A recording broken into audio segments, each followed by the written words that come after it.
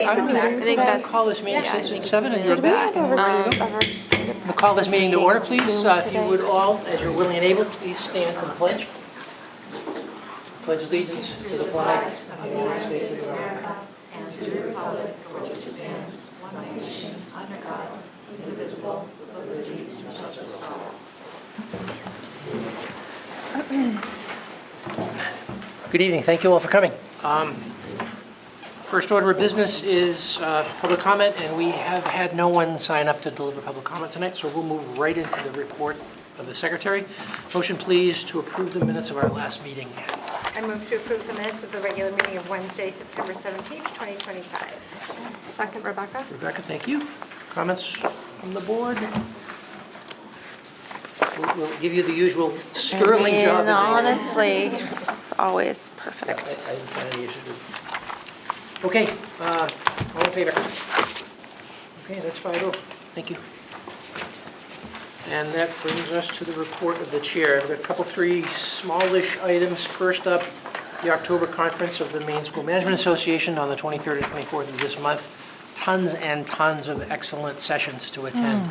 If you plan to attend, let Terry know. I think some of you already have, so and she'll make sure that we're all registered.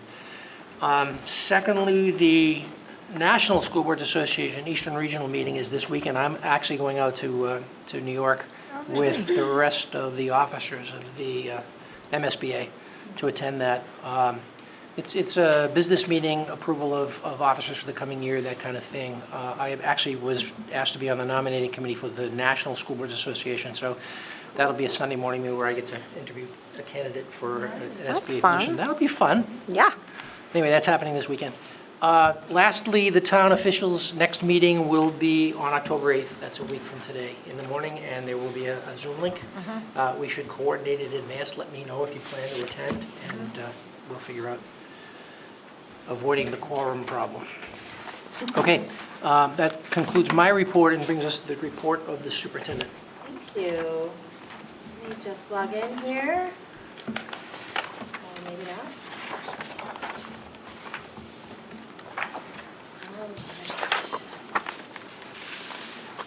So you have a handout in your packets that is just a printout of my slides.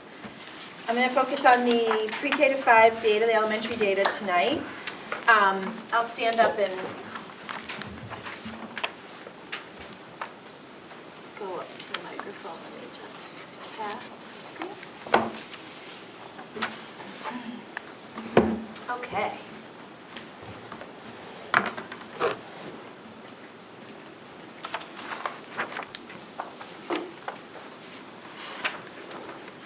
So, have some great data to share with you all tonight. It was fun putting this together.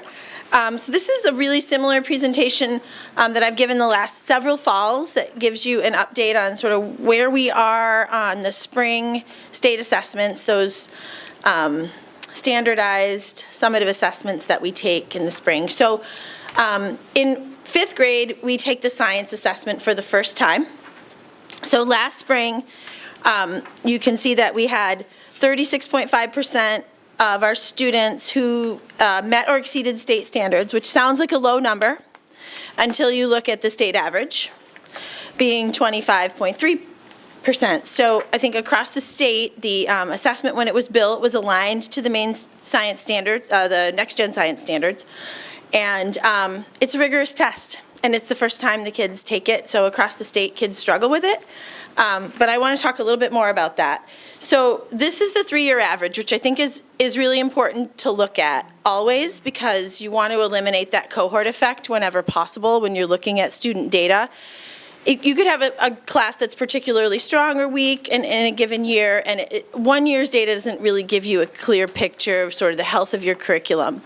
But when you look at the 3-year average, it gives you a better idea. So normally we would take that average and see how we're doing. So I can't walk over there.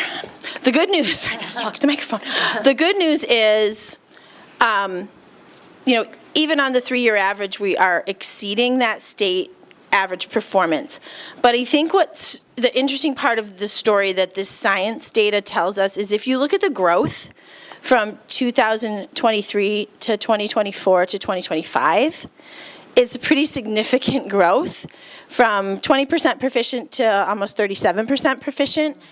And that, the only thing we did differently last year was we reviewed science. So that was our focus area. So what that meant is the teachers got really engaged in thinking and talking about science and trying some new materials. And just, I think anytime you shine a light on something, it just makes us focus on it a little bit more. And just that little bit of focus had an impact last year. So I'm really optimistic about what this year is going to be like with a new curriculum, a STEM position at Great Works School, a lot of work that the teachers did last year around really looking at the assessment and what kinds of tasks students were being asked to do and figuring out how to give them the opportunity to prepare. But I would be remiss if I didn't just give a huge shout out, especially to the Great Works teachers who just really embraced it and it paid off for the kids. And so they should be really, I think, really proud of that. Hopefully it'll continue. The other test our kids take in the spring is the Maine through-year assessment. So I think we've talked before about how that is connected to but not the same as the NWEA. So we take the NWEA 3 times a year. We take it in the fall, the winter, and spring. The fall and the spring are required administrations, and that gives us a growth score from fall to spring. The difference between the spring assessment and the other two is that in the spring, there are some questions that connect back to those previous administrations and give us that through-line RIT score. There are other questions that are tied directly to our state standards, which allows them to use what was designed to be a formative assessment as a summative assessment. You can make arguments about how valid that is or isn't, but that is our system. So I think that we take the test in grades 3 through 8 and in grade 10, and these are our ELA results. So again, those percentages represent the number of students that met or exceeded state expectations. So as you can see, we are at the between 76 and almost 81% proficient or better, and routinely outperforming the state by 10 to 20 percentage points. So very positive. Similarly, looking at the 3-year average for those 3 grade levels, the numbers are pretty similar. And again, just to make sure that we didn't have a blip in there somewhere. The other thing that the Maine 3-year assessment tests for is mathematics. And so this is the 2025 results from last spring. Our 3rd graders were at 74% proficient, 4th grade at 71.2, and 5th grade at 70.5. So once again, in that sort of 10 to 20% percentage points above the state average. So really strong, very, very strong. And then when we look at the 3-year average, I just want to point something out. If I put a little asterisk by the 5th grade number, because when you look at that 5th grade number, it looks like it's dead on the state average. But down here below, I think that 3-year average really hides a huge amount of growth that happened. The 5th grade teachers got together not this past summer, but the summer before, and did a lot of work around curriculum alignment and working with Mel Dodge, our math coach, because we were concerned that for 2 years in a row, the math scores in 5th grade had been lower. Well, they jumped from 41% proficient in 2023 to 45% in 2024 to 71% in 2025. Wow. So that huge growth is masked by that average number, but it's important to recognize that that was very necessary work and it made a huge difference. Okay. So there's just a few key takeaways, I think. Our kids are doing really well. RSU 35 students at the elementary level consistently outperform their peers around the state by a significant margin in both math, science, and ELA by 10 to 20 percentage points. Scores appear to be on the uptick overall across the district, not just at the elementary level, indicating to me, one of the things it indicates is that things are correcting academically, coming back from COVID. Always important to remember that while we love it when our scores look good, it's certainly not the only thing we value. It's just one small thing that we do. These scores are a snapshot. They're a moment in time for any of those kids that are taking the test. You know, we value the relationships, the rich experiences that build character and connections that are, you know, getting our kids out in the community in addition to their academic success. So, and there's a lot of other things that teachers use. They don't really use these summative assessments that much because by the time they get them, they don't have those students anymore. They do use the NWEA scores in the fall and winter to give them a progress point on where students are, but they also have a lot of other tools. They're using the AVMR math screener, the benchmark assessment, DIBELS, illustrative math assessments, other common curriculum-based measures that they've developed together to frequently assess kids and figure out where they're at and what they need next. I lost my connection, but it's okay because it's my last slide. And the other takeaway is that, you know, our cycle of reviewing content areas every 5 to 6 years, it's important. And I think that it provides that focus, which translates to student achievement improvements, right? Like that just keeping it fresh and keeping focused on it is helpful. Wonderful. So that's it. Questions?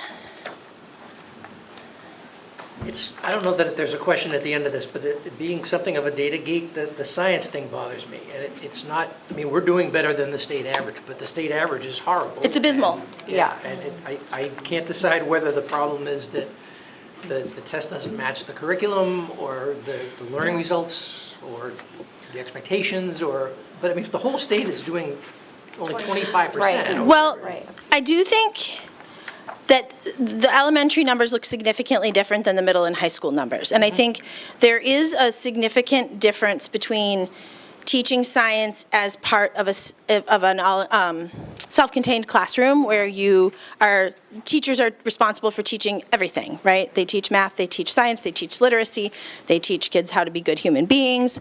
And not often elementary school teachers are not scientifically trained. They're not scientists by choice or trade. Whereas often in our middle school and high school classrooms, our science teachers they have degrees in science. That is what they studied. And kids have that designated, like, I go to science class in middle school, I go to science class when I'm in high school. But I will say, I'm actually really excited to see what happens with this data this year with the new curriculum, particularly at Great Works, because we don't test science till 5th grade. Yep. And with the addition of our STEAM position, and I mean, I'm already seeing really cool STEAM projects in the hallways at Great Works. It's cool. So I'm with you, Joe. I'm a science person and a data geek, so I also hate that number, but. It may just be that the expectations are too high in the system of learning results for those grade levels. It could be. Well, and isn't the state concerned? I know. I That don't. 25%, no. What are the national numbers like? I don't know because we don't have a common national test. So we would be comparing apples to oranges, right? If we took Massachusetts' state science test or Mississippi's state science test, it wouldn't be the same as ours. I mean, theoretically, many of those state assessments are aligned to the same standards, so there would maybe be some value in looking at them to see how other states are doing. One thing we noticed when we analyzed the released items from the assessment was the kinds of things kids were being asked to do. I didn't think they were unreasonable, but they were certainly things that maybe our kids hadn't had a lot of practice with. Like, maybe they would be faced with a diagram of some sort or a chart or graph that they had to read, and then they would have multiple different types of questions that they would have to refer back to that and answer. So they might get 5 or 6 questions related to a reading with a diagram and a graph, and they had to sort of make sense out of all of that, and they maybe hadn't been asked to do that before. So those are the kinds of experiences we can give them. Just practice. Yeah, and it's good work anyway, so, yeah. Thank you. Thanks, Heidi. All right. Thank you.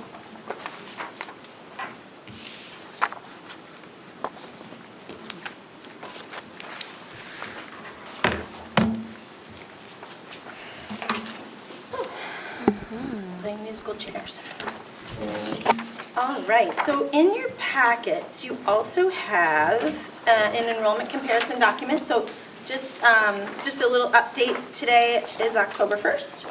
So we have our October 1st enrollment numbers. So if you look at this chart, the red line, the red bar is what we had for first day of school enrollment. The purple is this year's October 1st. And then yellow and blue are the previous 2 years, October 1st. So when you look at this, you can see that we are, we were very close to we didn't lose a lot of students between first day of school and where we ended up. And our enrollment is pretty stable. Yeah. Feels pretty stable. It's within a few students in any given year. You can see that Central School came in a little bit lower than we projected at 384. We thought they'd be around 400, but the middle school came in a little higher than we projected. So all in all, I think we're down 9 students from last year to this year. Pretty good. Yeah. Anything else I should say, Ryan? I was just going to throw out that we projected that we were going to have 2,126 students, and we are at, we projected 2,128 students, and we're at 2,126 students. So we were off a little bit on some of the schools, but overall we were Off by 2? Spot on. Do better, Ryan, do better. .00. Oh, that's awesome. So the next thing in your packet is this draft district goals document. I wish Heather was here because she actually did some really good work on this document. She did, yeah. And what I tried to do with this was take what we had talked about at the last board meeting and then some of Heather's additional thoughts, and I tried to marry the idea of something that includes some specificity and some indicators that we might want to track, along with this sort of idea of having some big concepts. And then what was different about what Heather put together that I included in this draft is the bottom right-hand corner. That was about community engagement before, and now it's called Future Ready Learners, so it's got a very different focus. And so I would love to hear what the board thinks about that. I did try to weave some of the community language into some other areas. Particularly, I added it to culture of compassion and connection. But maybe we need to do that more, or maybe we go back. I don't care. Maybe we go back to community. I'm just looking for some thoughts from all of you.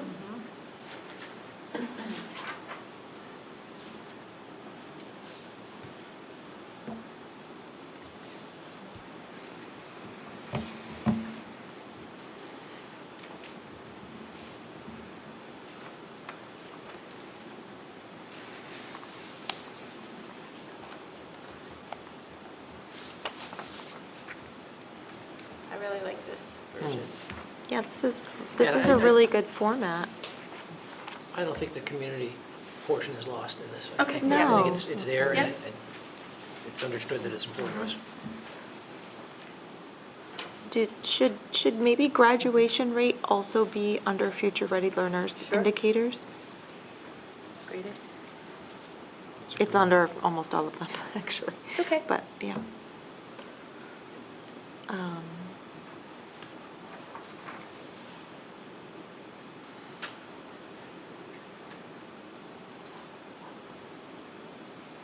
Yeah, this is good. I think we should move forward with this. You like it? I like this Yeah, I format like it a too. lot. Yeah. Agree? So I can add graduation rate to That would that be great. other category, and then I'll put something out to staff and maybe Great. also to families when I next put something out to them so that they can all get this. We'll get it up on the website, do those sorts of things. Love that. Great. Thank you for doing Thank you. that. It's great.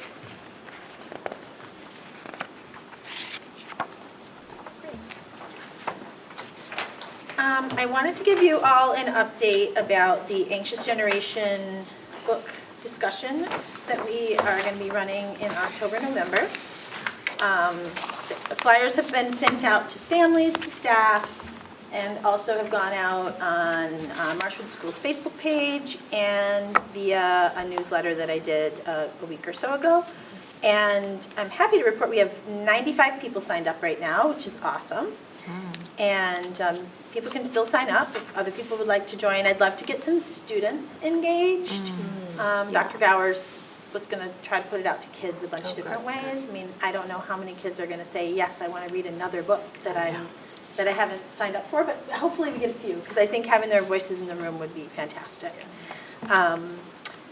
Yep, so the books have started to come in. I sent emails to the first 50 community members that signed up to come by the office and pick up a free book. And I'm going to pay for the staff who signed up. I'm going to pay for their books out of our Title II professional development funds. So lots of free books, and hopefully people will pass them on too to people that maybe aren't going to do the book group but want to read it. Yeah. So very excited about that.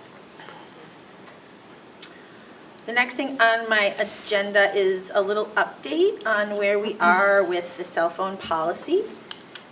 So policy met, we'll talk about that in the report of the committees shortly, but policy met and started our conversation around cell phones and what we might want our cell phone policy to look like.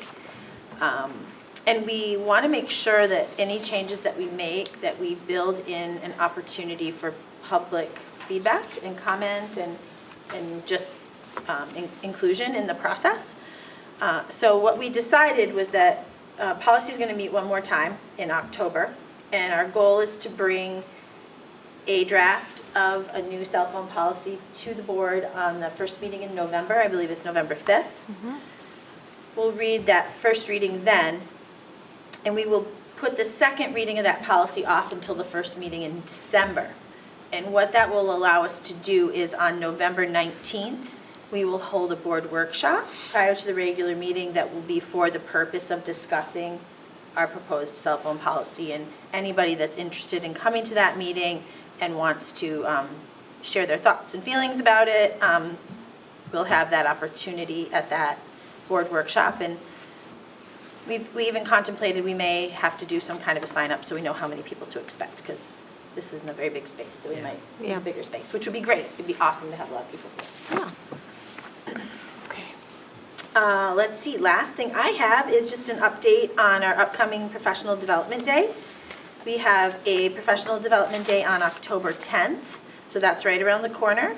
Principals have been working hard, building really meaningful days for their staff. A variety of things will be in play that day. I know we're going to be doing some restorative practice work in a couple of our buildings. There's curriculum work happening. Really, it's always a great day. It always seems like it flies by. In addition to the building-based work that we have scheduled for October 10th, one of the things that I am a part of is the Regional Curriculum Leaders Group. And so we try to do stuff collaboratively across York County. And so we have, on October 10th, across the region, different districts took on little pieces of trying to create some content-specific experiences for people who sometimes don't get PD that really applies to them specifically. So, for example, Marshwood, we're hosting the librarians here. So Jen Readymarker is going to be doing a session for the librarians across the region. They love having the opportunity to come together. Fun. Yeah. And then we're also hosting a session on adaptive PE for physical education teachers to come learn about. Awesome. But, you know, York is doing something for world language teachers, and Stanford is doing something for our multilingual learner teachers and our GT teachers. So just those people who are such an important part of our school, but those PD experiences aren't always a perfect fit for them. So it's nice for them to have an opportunity to really connect with other people who teach the things that they teach. So excited about that. Great. That's exciting. Sure is. And that brings me to Zora. Thank you. Just one moment. Let's see. Alrighty, so as I think Cabri brought up at the last board meeting, this past week was our homecoming week, and there was a lot of student engagement. A lot of people showed up. I know the pep rally was very nice, and like people were very enthusiastic, and we have a new mascot now, which a lot of people appreciated, and I saw people taking pictures with them. And then the football game that Friday night was also very enthusiastic, and I know that the athletics administration had some concerns regarding like the use of like props during the football games and sportsmanship, but I think that the past football game went pretty smoothly, and everybody was very team supporting without being degrading the other team or kind of acting inappropriately during the game. We have a lot of college fairs coming up, so I know that a lot of teachers and students are excited for that, and I think it really gives everybody a good opportunity to kind of look forward to what's next, even the underclassmen, because they get to start younger. And then we have Danish exchange students arriving this Friday and staying until, I believe, next Wednesday, so I know a lot of people are looking forward to meeting them, and we're going to have a couple class discussions with them for, let's see, I think it's period 1 and 2 for some of the classes, which is English and social studies or history. And then for athletics, the boys and the girls soccer teams just won their homecoming games. The football team has a homecoming game this Friday. The cross-country team members will be moving into the Belfast-hosted Invitational meet this Saturday. And golf recently won against Bonnie Eagle. Thank you. That concludes my report. Excellent. No correspondence upon which to report, so we'll move into the report of the committees. FNF will next meet on October 15th. We'll get a report out at our next meeting. Ed policy, as Heidi mentioned, met on 9/24, and as you mentioned, we spent the bulk of the time talking about the cell phone policy and how we would approach it. Thank you for summarizing that in your report. We also looked at a couple of policies that are up for first read, so we'll get to those shortly. Okay, and then lastly, wellness met earlier this evening. Yes? Who wants to give us a readout on that? I'll do it. Thank you. So first, we touched on the cell phone policy.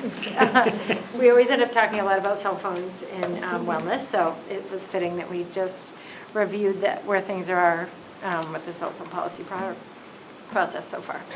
And then we got some building updates about what's happening in each building to support wellness. Some highlights were some really popular running groups at the elementary levels and the Great Work School. So those seem to be very popular with students and going well, which is great. And then lastly, just touched upon sending staff members from each building to the Wellness Summit at the Samoset in January. That's still a goal that we hope will happen and get more engagement as far as wellness across the district that way, a little more cohesive wellness focus that way. So that's about it. It was a good group and a good discussion. Thank you. Okay, that concludes report of the committees. Brings us to new business. We have a motion, please, with regard to a grant from the MEF. I move to approve a grant from the Marshwood Education Foundation in the amount of $850 for the Anxious Generation Community Book Club. I'll second. Kate. Thank you, Kate. Do you want to say anything about that? Or? I'm just grateful to the MEF. I Yes. reached out, I wrote a mini grant, and just wanted to just try to encourage people to join this conversation. And so I said, would you pay for 50 books if I give them away? And they said, we'd love to. So, Awesome. Great. yeah. Okay, comments or questions? All in favor? That's 5-0. Thank you, MEF. Thank you, MEF. Yeah, thank you. Yes. All right, motion to approve the first reading of the affirmative action plan. I'll move to approve the first reading and discussion of the MSA 35 affirmative action plan. Second, Jen? Jen, thank you. This does not have a letter code. Interesting. Yeah, it's just our I don't affirmative think action it plan. Yeah, is the okay, plan. never has, okay. Okay, looks like the changes are mostly with regard to definitions of terms. Yeah, if I can just provide Please. a little bit of background. Sure. So this affirmative action plan aligns with our ACA policies around harassment and discrimination, and specifically around Title IX. And if you remember, we had a Title IX policy and procedure that was aligned to some changes that were made during the first Trump administration. And then toward the end of Biden's term, those rules were changed, so our policies changed. And then when President Trump was reelected, we went back to the 2020 rules. So the changes here just represent the way the federal law reads now. Got it. Comments or questions? All in favor? Okay, that's 5-0. I'll be back next time. Motion please to approve the first reading of IHBAC. I move to approve the first reading and discussion of policy IHBAC, child find. I'll second, Kate. Thank you. These changes, it look to me like they're reflecting the fact that we're taking on the child find responsibility, and because we've taken on the responsibility for those kids in the 3 to 4 year age range, right? Correct. Yeah, our policy used to read 5 to Yep. 22, and we want it to now read 3 to 22, because we now have children as young as 3. Right.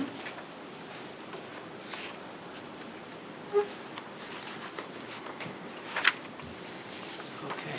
I had a question about something that's no longer in here. When I looked at the packet this morning, there was a paragraph that was in blue that referenced referring kids to the CDS, and that's no longer relevant, right? So that's been taken out, so I have no question. Great. Okay, any other comments or questions on this? Great. Okay, all in favor? That's 5-0, thank you. We'll see that one again in 2 weeks as well. All right, that concludes new business and brings us to building administrator check-in. We have a couple of the lower grades here. Yeah, Nine is unable to join us tonight, and she sends her apologies.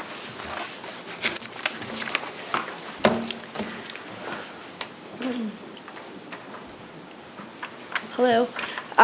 We're excited at Elliott Elementary School. On Friday, we're having our first fall festival. Sandy Hill Farm and Elliott donated almost 300 pumpkins for our kids to decorate at school. We're making scarecrows to enter into the rec department's scarecrow contest, and we have 17 that are going to be part of that. Super excited about that. Teachers have things planned, grade levels. It's just going to be a fun day.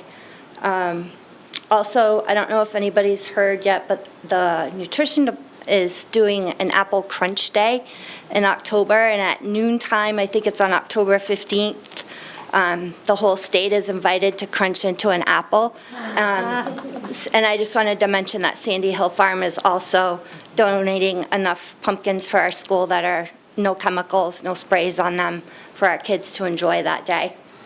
We're looking forward to fire safety this month. Our pre-K and our kindergartners are headed across the street to the fire department, and grades 1, 2, and 3 will visit with firefighters at our school, and it's always a great time. I think one of my favorite things as a new administrator is being able to walk through the building and see what other teachers are doing, and a couple of things that I just wanted to share. In adaptive PE the other day, I observed a couple of kiddos with our gym teacher. She was blowing bubbles, and they had shark catchers, and they were catching bubbles, chomping the bubbles, and it was amazing and fun, and the kids were just so happy and engaged fully. And the other one that I wanted to mention is our kindergarten team is doing Forest Fridays. And last Friday, they were outside in our ball field, and they were building letters with sticks. So that was a lot of fun to observe.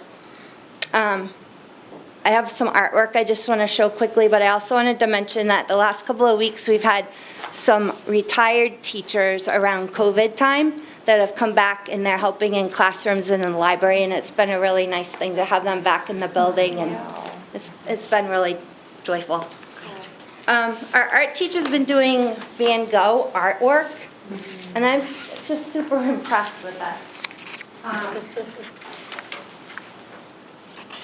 So the pre-K Starry Night, as you probably know. This is pre-K version. Wow, And another oh my gosh, I love this. pre-K. Cute. One of the works of his Van Gogh sunflowers. Kindergarten. Kindergarten. Wow, oh, cool. Kindergarten. And then this is second grade. They did similar but in vases. Oh, wow. I'm just really impressed that we're only Yes. the first month of school. Yes. And then the ones that really blow my mind, because I am never going to be considered an artist. Postman. Wow. Oh my gosh. Third grade. Wow. Those are so Oh, so cool. So, all right, we're only in the fourth week of school, and our walls are beautiful, Awesome. decorated with student artwork, which makes it a happy place. Cool. Yeah. Thank you for sharing that, Yeah, Ann. That was thank so you. fun. So nice to see that. I missed elementary I school. I missed those folders coming home. I know. Yes, we all full of miss stuff. the folders. Yes. Chock full of goodies. All right, I didn't bring any artwork, so next time I'm going to go before you. So just a couple of things. One, and this kind of goes back in time, on September 11th this year, 4 years ago, when it was the 20th anniversary of September 11th, we ended up planting a tree up and back of the school. And so we thought this year, that's where we should start our day. And so we brought the entire student body up there, and that's where we did the pledge. We talked about 9/11. There was a moment of silence. Now, our kids had only been in the building, 6, 7 days, and we're just getting to know our kids. It was awesome. It was just and it's on the website, on the Great Works. There's some pictures of that, but it was very powerful. Speaking of power, I don't know if this is bribery or what you want to call it. Heidi was talking about the NEWA testing. And so when the kids do the math portion of the test, it's on the computer, but they get scrap paper. Now, I think they think the scrap paper is to make airplanes out of or things like that. Sometimes they don't use the math. They don't use the scrap paper for the math. So anyways, this year, again, bribery incentive, I'm not sure. But we said, look, if you use math paper, any kid that uses scrap paper, and you actually try to do the problem on the scrap paper to plug your answer in the computer, we'll put you in kind of for a raffle. And so what we'll do, so every class, what we'll do is we'll put those in. Now the prize was you'll get free popcorn for a year. Okay, and so that's 25 cents times. We do popcorn 8 times, so it's a huge incentive. So walking around the school, the teachers are like, Jerry, you cannot believe how many kids are using scrap paper. So one kid walks up to me one day, he goes, "Hey, Mr. Bernal, if you pick the winners of the popcorn." And I said, "Why, did you do it?" He goes, "Yeah." He said, "I even think I got better math answers." I said, "Okay." So many kids did it. This Friday is free popcorn for everyone, and then we'll pick our winners. But it was just, that one little thing. It was just okay. Yeah. And the other thing is, and this happens at every school, but teachers go above and beyond. And you don't see that in a program, you don't see that on a slide, you don't see that. So I'm just going to give you 2 examples from Great Works this week. We've got one kiddo that school's not always easy, is in a classroom. His teacher, her husband does welding. Okay, he's a welder. This kiddo loves that type of stuff. And so they are arranging for her husband to come in and to do a project with him. And it is, again, that's not on the website. It's just one of those things the teacher does not to get recognition, but to make a connection with the kiddo. There's another kiddo that school's not always the greatest place to be, and he wanted to do band. Could not get an instrument. And so Mr. Taylor The kiddo wanted to do clarinet. So the kiddo, so Mr. Taylor got him a clarinet. And he has carried that clarinet around. You know, I think he goes to bed with it. All right, and today was his first lesson. And Mr. Taylor, the ed tech came out that works with this kiddo in tears, honest to goodness, in tears. And he was the head of the class. He was the only one that could make noise. I was serenaded in my office today because but it is that connection with a teacher and a kiddo. The kiddo wants to play the clarinet, and it's just, and again, that's not just Great Work School. The teachers all across this district do those little things that you may never hear of that just make a difference with kiddos. So thanks. Thank you. Thank you. Okay, any last thoughts from the board? Okay, the next thing we're going to do is entertain a motion to go into executive session. Before we do, I just want to make the announcement to those of you watching live or watching this streamed later in the week. We will leave the camera running dark and with microphones off until we come out of executive session, so that the video will contain, at a minimum, our vote to adjourn, and whatever other actions we might decide to take as a result of the executive session. So that will be at the end of this video. Okay. I'll entertain a motion, please, to enter into executive session. I move to enter into an executive session for the purpose of discussion of personnel issue pursuant to Title I MRSA subsection 4056A. I'll second, Lisa. Lisa? Thank you. All in favor? That's 5-0. The board entered into executive session at 7:43. Thank you all for coming.